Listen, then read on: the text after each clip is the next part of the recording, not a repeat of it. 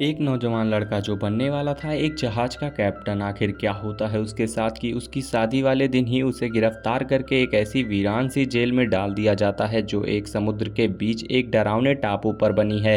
एक ऐसी जेल जहां से भागना तो दूर, इंसान जल्दी से वहां से जिंदा नहीं निकल पाता है। आखिर कैसे निकलेगा अपना हीरो इस खतरनाक जेल से, और कैसे उसे पता चलता है एक ऐसे खजाने के बारे में जिसे आज तक दुनिया में कोई नहीं ढूंढ पाया, और कैसे वो अपने दुश्मनों से बदला लेगा, आइए देखते हैं। कहानी की शुरुआत होती है और हम देखते हैं कि ये लड़का जिसका नाम एडमंड दांतेस होता है, ये पानी के जहाज में जा रहा होता है। तभी समुद्र में तूफान आ जाता है और एक बोट गिर जाती है। तभी ये एक लड़की को बचाने के लिए बोट से कूद जाता है और उसे बचाकर अपनी बोट पे ले आता है। पर इस बात से डेंटेस का कैप्टन डैंगलर्स बिल्कुल भी खुश नहीं था, वो उसे डांटता भी है। अगली सुबह हम देखते हैं कि वो लड़की जिसका नाम एंजल होता है वो उसका शुक्रिया अदा करने आती है। तभी मोरल अपने पास डेंटेस और डैंगलर्स को बुलाता है और डैंगलर्स को उसे उसकी नौकरी से हटा देता है और नया कैप्टन बना देता है यहाँ पे डेंटेस को। डेंटेस इस बात से बहुत खुश होता है, वो सीधे अपनी गर्लफ्रेंड मर्सिडीज के पास जाता है ये खुशखबरी सुनाने। मर्सिडीज एक ऐसे खानदान से बिलोंग करती है जिस खानदान के शाही नौकर होते हैं डेंटिस की फैमिली वाले। अगले दिन मर्सिडीज का कजन जिसका नाम मॉर्सेफ होता है, उसे मर्सिडीज और डेंटिस दोनों साथ में बताते हैं कि वो दोनों आपस में प्यार करते हैं। पर इस बात से मॉर्सेफ बिल्कुल भी खुश नहीं था, क्योंकि वो भी मर्सिडीज को चाहता था। और इसीलिए हम देखते हैं कि आगे कहानी में बहुत बड़ा ट्विस्ट आने वाला है। कुछ दिनों के बाद मर्सिडीज और डेंटिस शादी करने वाले होते हैं, पर मॉर्सेफ इस शादी से बिल्कुल भी खुश नहीं था, वो अंदर ही अंदर घुट रहा था। और जहाज का कैप्टन डैंगलर्स भी बिल्कुल खुश नहीं होता। उसे खुश देखकर थोड़ी ही देर बाद वहां पर पुलिस आ जाती है और उसे पकड़ कर ले जा रही होती है। तभी बीच में मॉर्सेफ आता है और मामले की तहकीकात करता है, क्योंकि वो आर्मी में लेफ्टिनेंट था। इसके बाद डेंटिस को सरकारी वकील के पास छोड़ा जाता है, जहाँ पर उसे वकील कहता है कि तुम्हारे पास से हमें एक खत मिला है जिसपे नेपोलियन बोनापार्ट का साइन है। इसीलिए यहाँ पर तुरंत ही वो कहता है कि ये खत मेरा नहीं बल्कि उस लड़की का है जिसे मैंने लास्ट टाइम शिप पर बचाया था। और जब डेंटिस को बचाने के लिए मॉर्सेफ वकील के पास जाता है तो वो देखता है कि शिप का कैप्टन डैंगलर्स वहां पर पहले से ही मौजूद था, जिसे देखकर उसे शक होता है। तभी थोड़ी देर बाद वकील उसे समझाता है कि हमारे दुश्मन नेपोलियन का साइन किया गया लेटर उसके पास से मिला है, क्योंकि नेपोलियन उसके देश का दुश्मन था, इसीलिए वो अपने देश से गद्दारी नहीं करता और उसे जेल में भेजने की मंजूरी दे देता है। इस बारे में जैसे ही एंजल को पता चलता है तैसे ही वो वकील के पास जाती है, क्योंकि वो वकील की बहन होती है। वो वकील से डेंटिस को छोड़ने के लिए कहती है और कहती है कि वो बिल्कुल बेगुनाह है। पर यहाँ पर हम देखते हैं कि वो उसे धमकी भी देती है कि वो उसकी रखेल के बारे में और उसके पेट में पल रहे बच्चे के बारे में उसकी बीवी को बता देगी, जिस बात से गुस्सा होकर वकील उसका गला दबाकर उसे वहीं मार देता है। देखते देखते कई साल बीत जाते हैं और डेंटिस को एक ऐसी जेल में रखा जाता है जहाँ पर दिन भर में सिर्फ एक बार खाना खाने को मिलता था, और उस जेल का कमरा ऐसा बनाया गया था जो जमीन से 100 फीट अंदर खोद कर बनाया जाता है।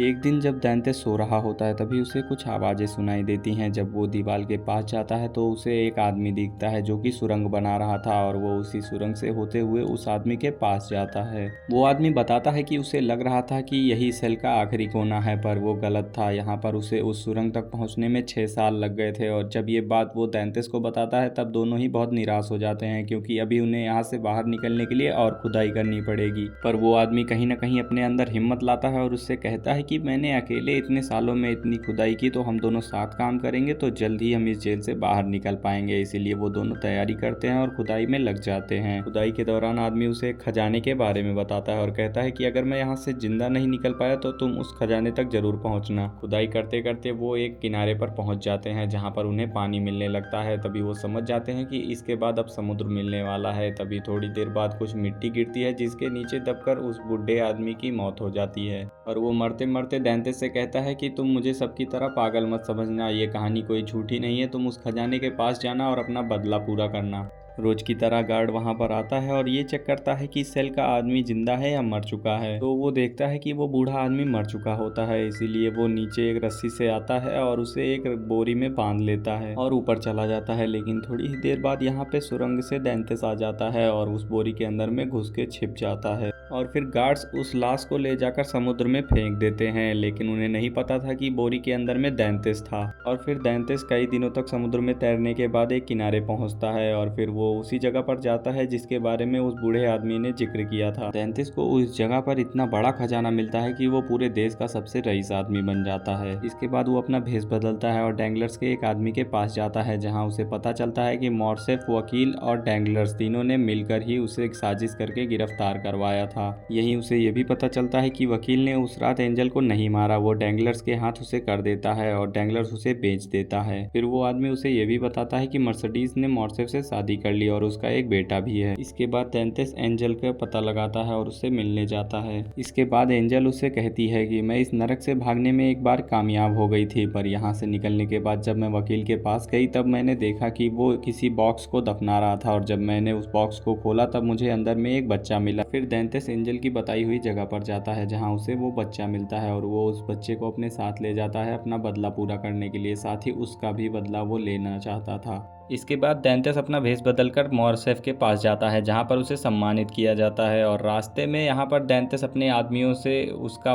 मेडल छिनवा लेता है, जिसका पीछा करते हुए मॉर्सेफ का बेटा उसके पास आता है, लेकिन तभी उस पर अचानक हमला हो जाता है। पर टेंथेस वहां पर आकर उसे बचाने का नाटक करता है, जिस बात से खुश होकर मॉर्सेफ और उसका बेटा दोनों ही उसका शुक्रिया अदा करने उसके पास जाते हैं और वहां पर मॉर्सेफ को पता चलता है कि वो उस देश के सबसे अमीर आदमियों में से एक था और इसीलिए वो उससे काफी प्रभावित होता है। इसके बाद मॉर्सेफ टेंथेस को अपने यहाँ डिनर के लिए इनवाइट करता है, पर मॉर्सेफ का बेटा वहीं रुक जाता है और उसे टेंथेस की बेटी काफी पसंद आती है, लेकिन उसे नहीं पता था कि वो भी इस नाटक का हिस्सा थी। और फिर डिनर के लिए जब वो जाता है तब वो धीरे धीरे सबके करीब आ रहा था और अचानक उसकी मुलाकात मर्सिडीज से होती है, जो कि वो पुराने टाइम में उसकी लवर थी। मर्सिडीज को शक होता है कि ये टेंथेस ही है, इसीलिए वो घबराहट में वहां से चली जाती है। अब धीरे धीरे सब लोग आपस में करीब हो रहे थे और घुल मिल रहे थे, उन्हें बिल्कुल भी अंदाजा नहीं होता कि यहाँ पे टेंथेस क्या प्लान कर रहा था। धीरे धीरे मॉर्सेफ का बेटा और टेंथेस की बेटी दोनों आपस में करीब हो रहे थे और दोनों को एक दूसरे से प्यार हो जाता है, पर उन्हें अंदाजा भी नहीं होता कि ये सब एक नाटक का हिस्सा है। और फिर हम एक दिन देखते हैं कि टेंथेस सबको बुलाता है अपने यहाँ डिनर के लिए। ये वही घर था जहाँ पर वकील ने अपनी रखेल के बच्चे को दफनाया था,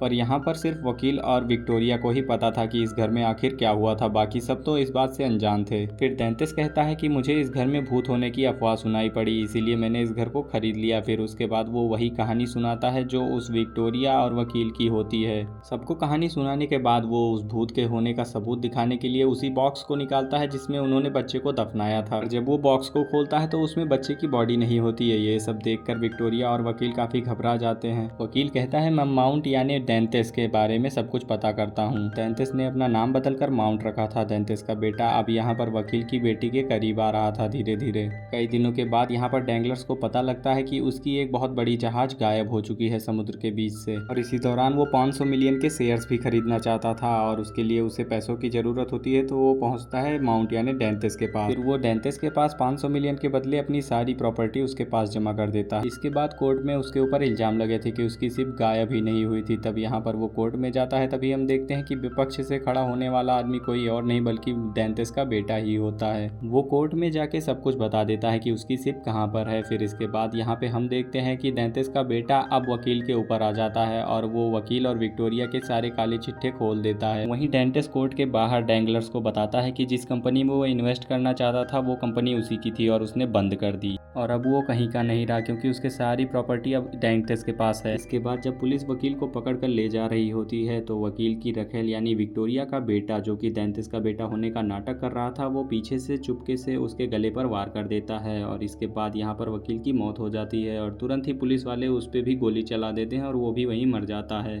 पर यहीं कहानी में नया मोड़ आता है और हम देखते हैं कि टेंथेस की बेटी और मर्सिडीज के बेटे को प्यार हो जाता है और दोनों ही आपस में ही प्यार कर बैठते हैं। और यहाँ पे मर्सिडीज को पता लग जाता है कि माउंट नाम का ये जो शख्स है यही ही टेंथेस है, और फिर वो उसके पास आती है और उससे कहती है कि वो उसके बेटे को कुछ ना करे क्योंकि उसके बाद यहाँ पर उसका कोई नहीं होगा। और फिर टेंथेस उसे सब कुछ बताता है कि उसके पति यानी मॉर्फेस ने उसे कैसे फंसाया था। टेंथेस कहता है कि मेरा बदला अभी पूरा नहीं हुआ, डैंगलर्स और वकील को तो मैंने उसकी जगह पर पहुंचा दिया है, पर उसके बाद हम देखते हैं कि यहाँ पे मर्सिडीज उसके करीब आना चाहती है, पर टेंथेस का बदला अभी भी पूरा नहीं हुआ था। मर्सिडीज उसे छोड़ के चली गई और सब लोगों ने उसे फंसाया। इस बात से वो बहुत नाराज था। टेंथेस की बेटी को लग रहा था कि मर्सिडीज के बेटे को टेंथेस ने मार दिया, पर ऐसा कुछ भी नहीं हुआ था और वो मर्सिडीज के बेटे को अपने साथ लेके आया था और वो उन दोनों को आज़ाद कर देता है और दोनों को साथ भागने के लिए कहता है ताकि वो नया सफर शुरू कर सकें। और दूसरी ओर मर्सिडीज भी मॉर्फेस को छोड़ के चली जाती है जैसे उसे सच्चाई का पता चलता है। इस बात से गुस्सा होकर मॉर्फेस अब टेंथेस को मारने के लिए उसके घर जाता है, जहाँ पर डेंथिस उसका असली फेस में इंतजार कर रहा होता है। सालों का बदला पूरा करने का समय आ गया था। यहाँ पर डेंथिस और मॉर्फेस के बीच में काफी देर तक लड़ाई चलती है। लड़ाई के दौरान मॉर्फेस अपनी तलवार को डेंथिस के पेट में घुसा देता है और जब मॉर्फेस उसे पीछे से मारने आता है तभी यहाँ पे डेंथिस हार नहीं मानता और उसका गला काट के उसकी जान ले लेता। अपना बदला पूरा करने के बाद डेंथिस यहाँ पे दुनिया से बहुत दूर एक वीरान सी जगह पर चला जाता है और एक खत छोड़कर जाता है मर्सिडीज के लिए। ऐसी ही रोमांचक कहानियों के लिए सब्सक्राइब करें हमारे चैनल को।